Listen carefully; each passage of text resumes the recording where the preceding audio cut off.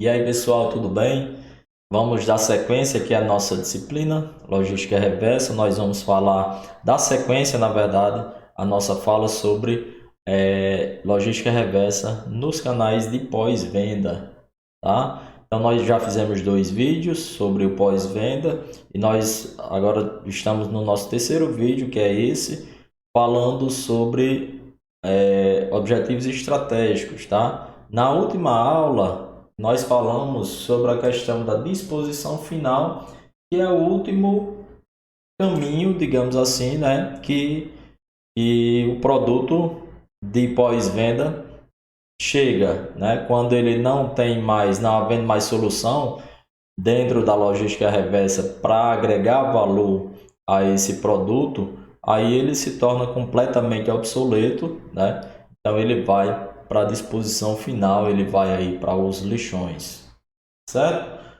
Então, hoje nós vamos falar sobre os objetivos estratégicos, tá? Como é que as empresas adotam, usam como estratégia a logística reversa, tá? Dentro do cenário de competição, certo?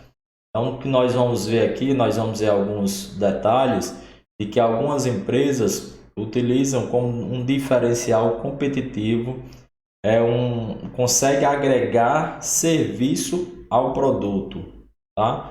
Então, ele consegue agregar valor ao produto no final através de uma prestação de serviço no pós-venda, certo? Então, ele faz a venda, realiza a venda e depois da venda ainda acompanha o cliente, né, dando aquele suporte, aquele serviço de suporte, e com isso ele consegue agregar valor. Nós vamos ver isso aqui, certo?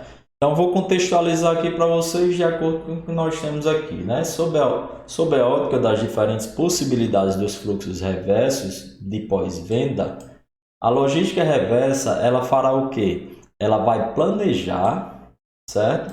A operação reversa. Ela planejará a operação reversa. Ela cuidará da operação, né, de retorno desses bens do pós-venda. Então, a ação da logística reversa aí é isso. É o planejamento da operação reversa, cuidando da operação de retorno desses bens de pós-venda.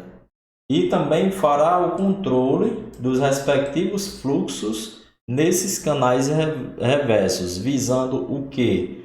Visando agregar valor de alguma natureza. Então, a gente já viu isso aqui nos vídeos anteriores, tá? E essa é a função da logística reversa, de planejar, de cuidar da operação do retorno e de controlar esses fluxos de retorno, tá? Tanto que nós vimos o quê? Nós vimos que a mesma estrutura que, que transfere o produto para o cliente é a mesma que vai trazer do cliente para a empresa, né? Para fazer esse fluxo. Sendo que agora nós vamos falar muito sobre o quê? Tudo isso dentro de quê? Todas essas atividades dentro de quê? Dentro de objetivos econômicos, de diferenciação mercadológica no varejo, por exemplo, de prestação de serviços no pós-venda, de obediência à legislação, certo? Assim como proteção da imagem da empresa, né? Esses vão ser os focos estratégicos mais comuns praticados aí pelas organizações. Então, ela não simplesmente faz o planejamento, cuida da operação e controla simplesmente por fazer, tá? Eles fazem tudo isso com objetivos econômicos de diferenciação mercadológica, de agregar valor através desse serviço no pós-venda e também de obediência à legislação, tá? Então, utiliza tudo isso como foco estratégico, certo? Dentro de um ambiente competitivo. Então, quem conseguir se destacar entre essas empresas, entre essas organizações, nessa relação de agregar valor, nessa relação de atendimento à legislação, né? Ela vai ter um destaque dentro do mercado também. Por isso que a gente fala sempre nessa questão de objetivo estratégico de sobrevivência aí dentro desse mercado competitivo. Então, vamos falar aqui sobre o objetivo econômico, tá? Então, para Leite, o objetivo econômico da logística reversa em determinado canal de pós-venda, ela é o quê? É a visão estratégica de recapturar valor financeiro, tá? Do bem de pós-venda de alguma maneira. Ela vai tentar fazer essa recaptura de valor de alguma maneira. Ela conseguindo, consegue atingir, a empresa conseguindo fazer isso, consegue atingir esse objetivo econômico. Então, quais são os canais mais comuns? Aí vamos colocar em prática aqui, mostrar quais são os canais que aí vai deixar mais fácil esse entendimento do conceito, tá? Então, no objetivo econômico, destacam-se alguns canais reversos de revalorização, tá? Revalorização através de quê? Da realocação de estoques em excesso, revalorização de ativos em fim de estação ou promoção de venda e recuperação do valor de bens com problemas de qualidade em geral. Quais são as relações comuns? As grandes marcas hoje estão fazendo shop center, né, de outlet, tá? Então as grandes marcas fazem, ela pega aquele seu primeiro produto, vende lá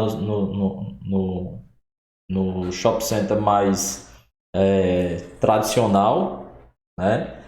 Lá quando sai a sua coleção, ela começa a fazer as vendas e depois ocorre uma sobra, né, de material. E esses produtos eles vão para outros shop center como esses, que são outlets de marca. Então eles fazem a venda num produto um pouco mais abaixo, certo? Do valor. Quando a gente fala aqui em realocação de estoque, a gente está falando também em realocação de estoque em excesso, a gente está falando na distribuição inicial mesmo do produto. Quando a gente fala aqui em revalorização de ativos em fim de estação, nós estamos falando desse exemplo que eu acabei de dar, certo? Ou promoção de venda, faz uma liquidação e ainda consegue fazer a venda, tá? E recaptura de valor de bens com problemas de qualidade em geral, faz o conserto num determinadas empresas que são autorizadas e consegue fazer a venda ainda assim. Em todos os casos, tá? Em todos esses casos mencionados, a agilidade da logística de revitalização ela vai ser fundamental, né? É ela quem vai conseguir fazer com que esse produto volte, seja redirecionado ao consumidor final de uma forma mais rápida. Então, aqui tem que ter uma agilidade muito grande. O tempo ele não é favorável a essa recuperação de valor, né? Então, a revenda ela vai acontecer aonde? Ela pode acontecer no primário, tá? Então, ela ocorre pelo remanejamento de estoques dos bens retornados por motivos comerciais. E é essa primeira parte aqui, ó, do exemplo. Realocação de estoques em excesso. Realocação de estoques em excesso, ela vai ocorrer a revenda ainda no mercado primário. Então, digamos que determinada marca foi feito um estudo de demanda, em determinado shopping center ele entregou 100 unidades de determinado produto, certo? E essas 100 unidades já estava do meio para o fim da estação e essas 100 unidades ela não tinha conseguido venda, né? Tinha vendido 20% só, por exemplo. Aí, o que é que as marcas fazem? Então vou pegar aqui, não está saindo muito desse produto nesse local aí, mas num outro local específico saiu muito. Então ele vai lá e faz a realocação desse estoque em excesso e ainda consegue fazer a venda dentro desse mercado primário, certo? Esse é o exemplo, que é o que está contextualizando aqui, ó. Ocorre pelo remanejamento de estoques de bens retornados por motivos comerciais, tá? Entre as áreas ou regiões diferentes, de forma geral conservam as características de novos, sem alterar as embalagens, alcançando assim os mesmos níveis de preços originais. Então, não muda absolutamente nada, a venda ainda continua nesse mercado primário. Agora, nos demais exemplos, tá? Aí já o mercado já não é o mercado primário. Quais são os demais exemplos aqui, ó? É valorização de ativos em fim de estação ou promoção de venda e também a recaptura de valor através de soluções ali de problemas que tenham sido apresentados nesses produtos. Então, os demais exemplos vão se encaixar aqui nesse canal reverso, que é a venda no mercado secundário, certo? Então, são os produtos que retornam ao longo da cadeia de distribuição direta e não podem voltar ao mercado original. Dentre os principais motivos, destacam-se mercadorias em fim de estação, que é aquela questão que eu dei o exemplo do shopping centers de outlet das grandes marcas, né? Ela passa aquela determinada estação e ficou um excesso de estoque, tá? Parte dos produtos que foram produzidos para vender naquela estação não foram vendidos, então ela vai ser vendida dentro de uma loja dessa de outlet, ok? Ou aqueles que passaram por reformas ou remanufatura e retornaram ao mercado de reposição de peças, são outros exemplos aí, tá bom? Outra possibilidade é o desmanche, né? O objetivo é a revalorização dos produtos por meio do reuso, por meio de desmanche de bens, aproveitando o valor residual dos componentes. Então, ele não aproveita a essência da funcionalidade daquele produto total, tá? Ele aproveita somente partes daquele produto, ok? E vamos falar um pouco sobre o objetivo competitivo, né? Objetivo competitivo. A logística reversa, ela permite que as empresas ofereçam serviços que a tornem, né, mais competitivas em seus mercados ao oferecer o quê? Ao oferecer o gerenciamento dos produtos de pós-venda, reduzir a quantidade de mercadoria retornada e organizar o retorno e a realocação do estoque do cliente. Então, aqui ocorre o que? O diferencial competitivo ele é marcado principalmente pelo quê? Pelo estreitamento da relação entre os fornecedores e o consumidor final.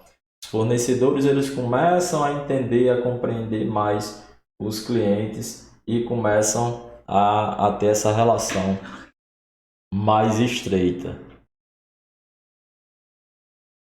Aí, objetivo legal. Então, vários fatores aumentaram a preocupação com o relacionamento, né, entre os fornecedores e clientes.